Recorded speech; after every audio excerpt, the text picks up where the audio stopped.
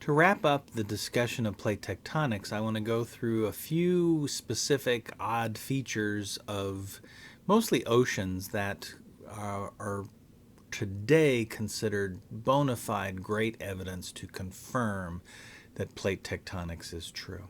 So there's the plate tectonic map of the Earth. Remember that we said that the broken plates are pieces of lithosphere, crust and upper mantle, that are moving around because of convection.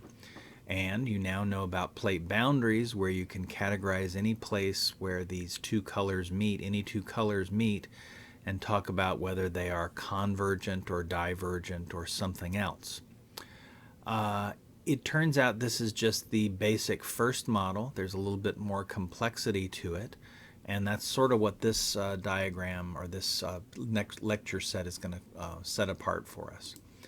So there's the different plate boundaries again. Remember that divergent, convergent are the big ones. The lowermost here, transform, not so much.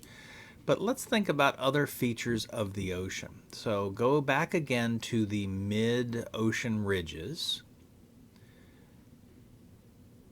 So that's these features running down through all of the world's oceans here. And one of the things that is so remarkable about it, I know I mentioned it before, but I can't emphasize it enough, is that there is this remarkable symmetry of different features across the mid-ocean ridges. And in particular, there's four things. So first of all, if you go to one of these places, these divergent boundaries, and again, see the two black arrows pointing apart? Tension stress, divergent boundary, basalt volcanism, shallow earthquakes. Boom. I could ask any question of any one of those things just by this diagram here. Notice the ages increase away. So if you go to the right side, it gets older and older away from that divergent boundary. If you go to the left side, it gets older and older. And the distance is roughly equal. You go 100 miles to the right and 100 miles to the east and sample rocks in both places, and they'll be about the same age. The sediments are the yellow little strip that you see over here. Notice you don't have much or any sediments right at the divergent boundary. That's because, well, that crust was just formed today. There's no time for any sediment to be deposited on it. After it gets pushed aside for millions of years, it has millions of years for sediment, the yellow little layer on top, to be put on it. And the ages of this will increase away. So the youngest sediment you see is right over here. And as you go farther and farther to the right or to the left, the age of that sediment is going to increase. The thickness of that sediment. At some point near the actual divergent boundary, the sediment thins down to a zero line, thins to nothing. But it gets thicker and thicker and thicker in both directions symmetrically. And then, of course, paleomagnetism, that's the little zebra stripes you see here. That's what we already talked about, symmetry. All of those things, all four of those, act as good confirmations of seafloor spreading and thus plate tectonics. There's something else that we call hotspots. So you know about rising heat in convection cells in the Earth. And usually those things express themselves as those linear features, the mid-ocean ridges, but sometimes there are places that are particularly hot in a spot fashion, just a localized place where there is rising heat. And if you think about the Hawaiian Islands, the big island of Hawaii has two active volcanoes, Mauna Loa and Kilauea, and they are part of a hotspot. A hotspot, sort of described here, but let's go to the bigger slide here. This is a situation where the plate is moving over the surface of the Earth. You can see sort of a ghostly image of an arrow here in this upper left picture right here. In the meantime, this rising heat coming up from deep down in the mantle and cores stays stationary in one spot. And so as this plate glides over it, this rising heat is going to scar it, burn through it, scorch it, whatever, create active volcanoes along the way. And the net result of that is that if this is true, moving plates over a stationary hotspot, You should have active volcanoes right at the hot spot. And then whatever direction the plate is going, there should be islands or volcanic or old volcanic activity getting progressively older away. And look at these dates. Island of Hawaii, relatively new. Maui, still less than 1 million. Molokai, 1.8 million. Oahu, 3.7 million. Kauai, 5 million and change. And this continues across the Pacific Ocean. So this sort of verifies that plates are moving over a stationary hotspot. If we look around the globe, several places have been designated as hotspots, but let's sort of zero in on Hawaii here again, right there. And here's another cartoon of the same sort of process. A hotspot rising in one place, creating volcanoes, and then if the plate keeps moving and taking these things away, it takes these islands away from where they once were. So this area right here that's labeled as 4, this was an island way over here on the hotspot. It was an active volcano. It has now been pushed by plate tectonics way out here. It's no longer receiving hot magma, and so it's dying. But we can age date these things all along the way. And incidentally, it's not just the islands you see, it's a whole series of submerged seamounts that are this way. And then somewhere way across the ocean basin here, at some point, almost all of this stuff is just going to get subducted down to become part of some convergent boundary elsewhere. Here's the map again, and look at the verification of this. So here's Hawaii, the active hotspot.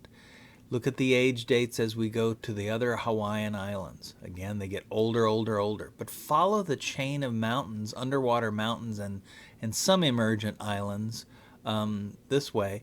28 million, 48 million, 65 million, 86 million, until it reaches this ocean trench convergent plate boundary this way.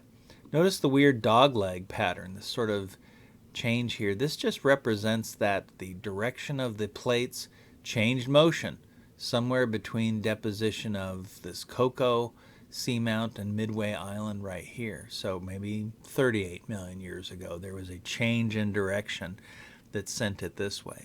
And if you look at maps of hotspots around the globe, well, there's the Hawaiian hotspot, but they can be anywhere. So they're all over the place, including under some continents.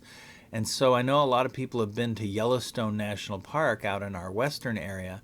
And Yellowstone National Park is an example of a hotspot underneath continental crust. So way up here, you can sort of see the names of the states. There's Montana, here's Wyoming, here's Utah, Idaho, Nevada, Oregon. Of course, California would be off to the map on the left side. Yellowstone caldera, relatively young. Last good eruption 630,000 years ago. But if you go back in this sort of southwesterly direction, you can trace volcanic activity back through time. So 6.5 to 4.3, 10 to 7 million, 10.5 to 8.6, 12 million, 15 to 13, 16.5. The North American plate is moving over this hot spot, and these are places that were active hotspot volcanic activity before, and today it's all over here. So we've talked about symmetries of the mid-ocean ridges. We've talked about hotspots. There's one more thing I want to talk about to wrap up our discussion of tectonics, and that is a look at these weird things that we're going to call terrains. But first, before we get there, look at all this massive stuff in the Pacific Ocean. There's all kinds of mountains and different highlands and large sort of chunks. It's clear that it's not a flat surface. And there's the East Pacific Rise down in the lower right part of the slide. And so this is a mid-ocean ridge. It's pushing material this way. So it's going to be forcing all of this material towards Asia. And there's where those subduction zones are, the convergent boundaries. We've already talked about this linear feature, the Hawaiian Islands, but what about all this other stuff? And what's going to happen when all of this reaches this set of subduction zones? Well, it turns out that some things are too big to go down a subduction zone. So you have these things called oceanic plateaus. They are very thick masses of basalt, oceanic crust, and they reach the subduction zone. They're pushed along there to it, but they're too thick. Think of the metaphor of a toilet. There's sometimes things can be too big to go down a toilet. Instead, they stop it up. Well, what happens here is instead of having subduction, those big chunks, those things that can't get subducted, literally get scraped off onto the continent. We call that abduction, or now we use the term accretion. So it makes the continents bigger by adding this debris to them. Look at this slide. In the lower right, you have the continent of Australia. In the upper left, you have Asia. And here's all the islands of Indonesia and Malaysia. Well, Australia is going to be plowing up towards Asia. And what's going to happen? All of these islands or oceanic plateaus, these are sticking out of the ground, they're all going to get crunched up and added to Asia. Asia is going to get bigger by adding all these land masses. Well, the islands, it's easy for you to understand and think about that, but let's go back to oceanic plateaus. Now here we have Australia in the lower left part, and way up here the Kamchatka Peninsula, this would be Russia in the upper left, and then there's the Aleutian Islands of Alaska in the upper right. And all of these things you've probably never heard of before: the Shatsky Rise, the Hess Rise, the Ontong Java Plateau, Manihiki Rise, Magellan Rise. These are those big, thick chunks of basalt. And these are thousands, if not tens of thousands of square miles. They're all being pushed by plate tectonics from the lower right to the upper left. They're going to meet all these subduction zones up here, but instead of just getting flushed down and subducted, they're going to get added to and literally pushed up above the water and making Asia bigger. Now think about this. Now they are below the ocean. Now they are in the tropics. This is degrees of latitude here on the y-axis. So there's the equator. These are tropical areas in the ocean. They're going to have all kinds of tropical creatures. Tropical things are dying here, putting their fossil bodies on these. And then millions of years later, these pieces of the tropics are going to get scraped off and be up here in Alaska, Siberia, and Russia, etc. It's going to be very different or exotic. We call these things today terrains. They might have originated as oceanic plateaus far away, but now when we find them, we can walk on them on land, and so they are considered exotic or suspect terrains. It turns out that Asia is going through this process now. These things are all heading towards them to make Asia bigger. Most of Western North America did this in the past, and as I say here, all of California, most of Alaska, Oregon, Washington, they're actually pieces of other parts of the world. They're more Asian than they are North American. So the process is called accretion. So sometimes we also call them accreted terrains. And these things can also have very exotic fossils in them. So again, think of that. If that example I gave before for this, here you're going to have tropical creatures, ocean creatures, dying, making their bodies as part of the skeletons of, say, let's call it this Manihiki Rise.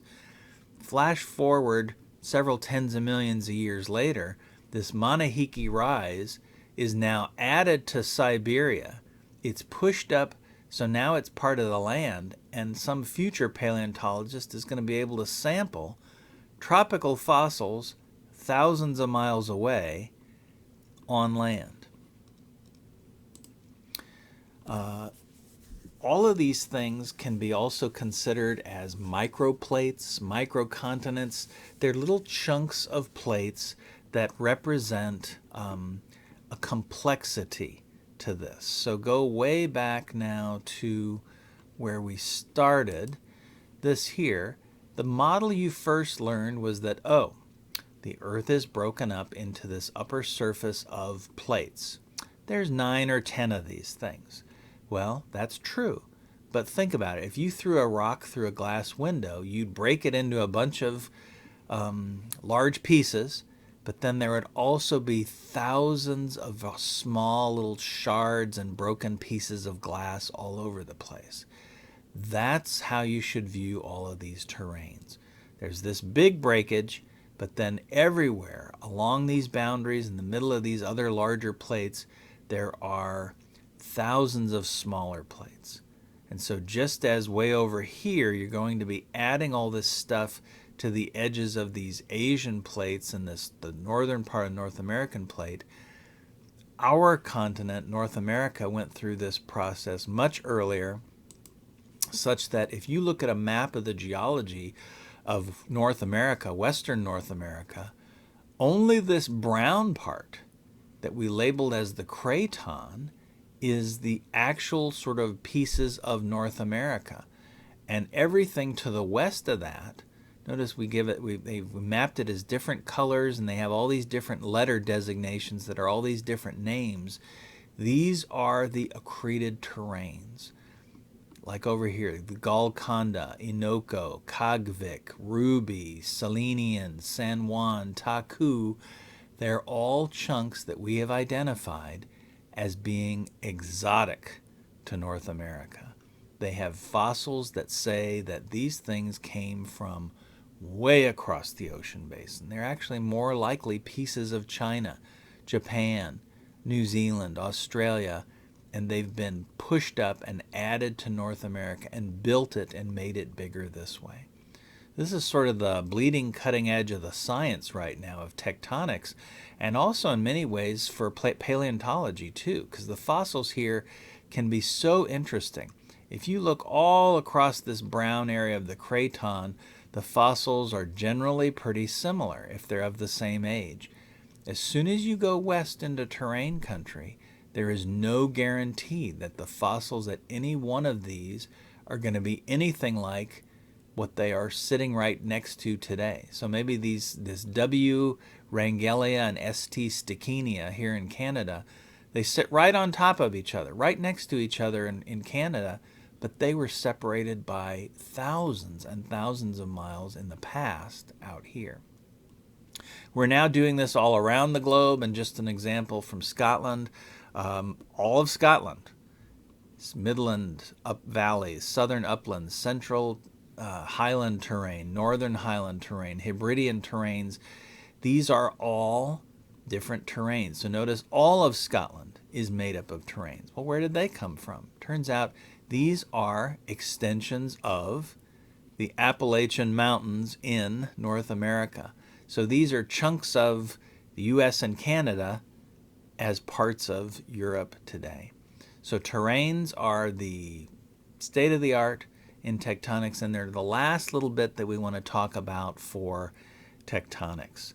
The next thing we're going to talk about is the evolution of organisms over planet Earth. I think I've convinced you now that the Earth itself is dynamic and always changing, and we have this model of plate tectonics to help describe it for us.